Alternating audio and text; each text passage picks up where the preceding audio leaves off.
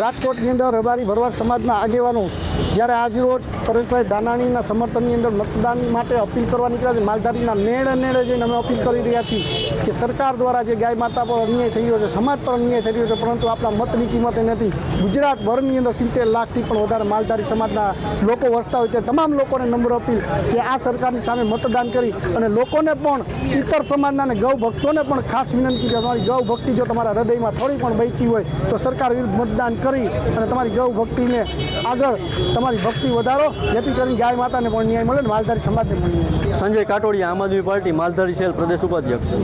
સંજયભાઈ, માલધારીનો વેશ ધારણ કરીને પ્રચાર કરવા જવાના છો?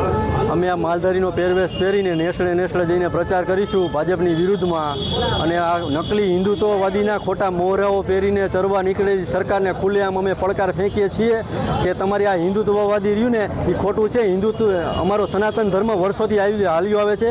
આ ભાજપનું કાર્યાલય થયું પછી એનો ઉદ્ભવ થયો એવું નથી. અમે વર્ષોથી સનાતની છીએ જ અને રહેવાના જ, પણ તમે જે આ અત્યાચાર કર્યો છે એ તો સતત વ્યાજબી નથી.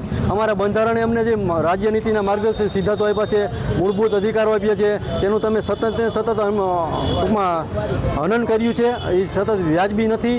તેમજ અમારે માલધારીને ઘરેથી ગાયું ઉપાડી જાય એવા કાયદા લાવ્યા છે, ઢોર નિયંત્રણ કાયદા, એ પણ સતત ગેરવ્યાજબી છે.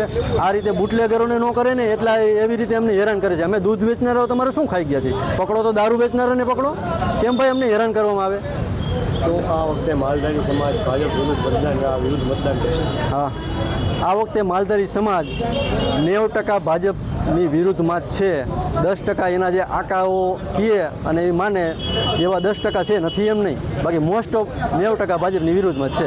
રાજકોટના કયા કયા વિસ્તારોમાં પડશો?